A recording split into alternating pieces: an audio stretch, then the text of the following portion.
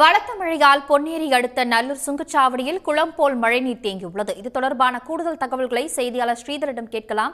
ஸ்ரீதர், பொன்னேரி பகுதியில் எவ்வளவு சென்டிமீட்டர் மழை பதிவாகி இருக்கிறது? அங்கு இருக்கக்கூடிய தண்ணீர் வெளியேற்றக்கூடிய சூழல் ஏதேனும் ஏற்பட்டிருக்கிறதா? விவரங்கள்.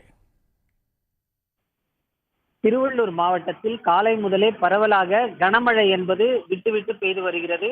காலையில் மிதமான மழையாக பெய்த நிலையில் இடைவிடாது கனமழையும் மிதமான மழையும் மாறி மாறி பெய்து வருகிறது. திருவள்ளூர் மாவட்டத்தை பொறுத்தவரை அதிகபட்சமாக கடந்த 11 மணி நேரத்தில் செங்குன்றத்தில் 16 சென்டிமீட்டர் கனமழை கொட்டி தீர்த்திருக்கிறது.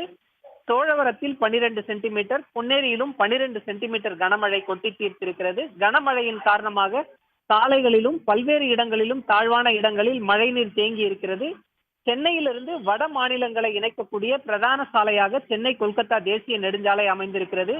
இந்த தேசிய நெடுஞ்சாலையை பராமரிக்கும் பணிகளை தனியார் நிறுவனம் ஒன்று மேற்கொண்டு வருகிறது. இந்த நிறுவனம் இந்த சாலையில் பயணிக்கக்கூடிய வாகனங்களிடம் சுங்க கட்டணம் வசூலித்து சாலையை பராமரித்து வருகிறது. இதற்காக செங்குன்றம் அடுத்த நல்லூர் பகுதியில் சுங்கச்சாவடி அமைந்திருக்கிறது. இந்த சுங்கச்சாவடியில் தான் தற்போது காலையிலிருந்து பெய்திருக்கக்கூடிய இந்த மழை நீர் என்பது குளம் போல தேங்கி வாகனங்கள் சிரமத்துடன் கடந்து சென்று வருகின்றன. சென்னையிலிருந்து ஆந்திரா செல்லக்கூடிய மார்க்கத்தில் சாலையோரத்தில் மழைநீர் குளம் போல தேங்கி இருப்பதால் வாகனங்கள் மழை நீரில் அந்த தத்தளித்தபடி செல்கின்றன. இருசக்கர வாகனங்கள் செல்வது மிகுந்த சிரமத்திற்குள்ளாகி இருக்கிறது. வாகனங்கள் இந்த தண்ணீரில் கடந்து செல்லும் பொழுது வாகனங்களுக்குள் தண்ணீர் புகுந்து பழுதடைவதாக வாகன ஓட்டிகள் புகார் தெரிவிக்கின்றனர். மழைநீர் வெளியேற முறையான வடிகால் வசதிகளை செய்ய வேண்டும் என்ற ஒரு கோரிக்கையும் வாகன ஓட்டிகள் முன்வைத்துள்ளனர்.